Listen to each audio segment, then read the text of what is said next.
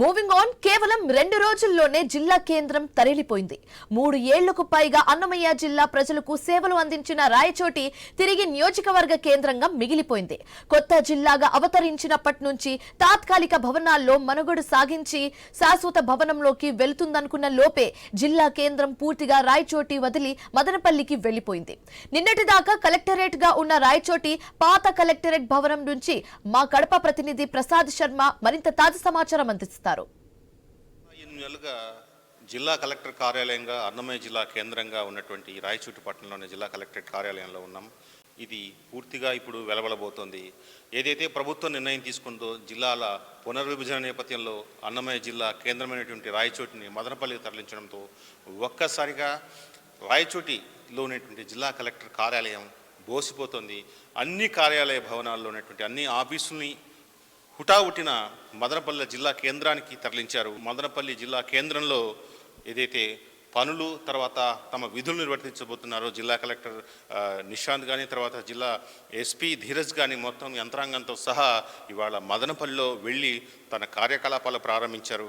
దీంతో అన్నమయ్య జిల్లా కేంద్రంగా 3 సంవత్సరాల 8 నెలలుగా కొనసాగినటువంటి ఏదైతే కలెక్టర్ భవనం ఉందో కలెక్టరేట్ ఉందో చాలా నిస్తేజంగా ఉంది. మనం చూడొచ్చు ఇక్కడ చూస్తున్నటువంటి ఇది పాత రహదారి. ఏదైతే కలెక్టరేట్ ఏర్పాటు చేసినటువంటి రహదారి ప్రధాన ద్వారం దీన్ని కొన్ని వాస్తు కారణంగా మూసేశారు. తర్వాత అటువైపు నుంచి కూడా దీన్ని తెరవడం జరిగింది. ఇప్పుడు మనం చూస్తున్నాం ఇక్కడికి వస్తే ఈ పీజీఆర్స్ కంట్రోల్ రూమ్ కానివ్వండి, తర్వాత జిల్లా కలెక్టర్ ఛాంబర్ ఏదైతే ఉందో మనం ఒకసారి చూడొచ్చు. ఇది జిల్లా కలెక్టర్ ఛాంబర్ వెళ్ళేటువంటి ప్రధానమైనటువంటి దారి. ఎప్పుడు జనాలతో కలకల్లాడుతూ ప్రజల సమస్యల కోసం తమ సమస్యల పరిష్కారం కోసం వచ్చేటువంటి తర్వాత అధికారులు జిల్లా కలెక్టర్ని కలవడానికి వచ్చేటువంటి ప్రధానమైనటువంటి దారి. అయితే ఒక్కసారిగా మదనపల్లి జిల్లాకు తరలిపోవడం వల్ల మొత్తం ఖాళీ అయిన పరిస్థితి మనం చూడొచ్చు.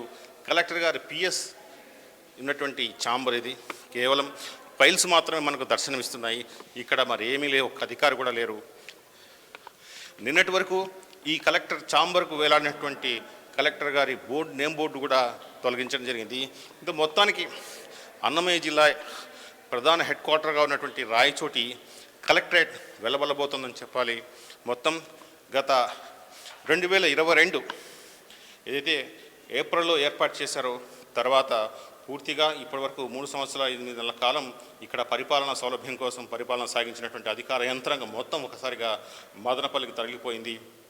కేవలం అన్నమయ్య జిల్లాలో ఉన్నటువంటి రాజంపేట నియోజకవర్గం కడప జిల్లాలో కలిసిపోయింది. తర్వాత కోడు నియోజకవర్గం తిరుపతి జిల్లాలో కలిసిపోయింటో అక్కడ కూడా కడప జిల్లా కలెక్టర్ కావచ్చు, ఇట్లా తిరుపతి కలెక్టర్ కావచ్చు పరిపాలన అక్కడ ప్రారంభించారు. దీంతో కేవలం రాయచోటి ఒక నియోజకవర్గ కేంద్రంగా మాత్రమే మిగిలిపోయింది. ఇది అన్నమయ్య జిల్లా కేంద్రంగా వెలుగొందినటువంటి రాయచోటిలోని కలెక్టరేట్ యొక్క పరిస్థితి. కెమెరా పర్సన్తో శర్మ, ఐ న్యూస్, రాయచోటి.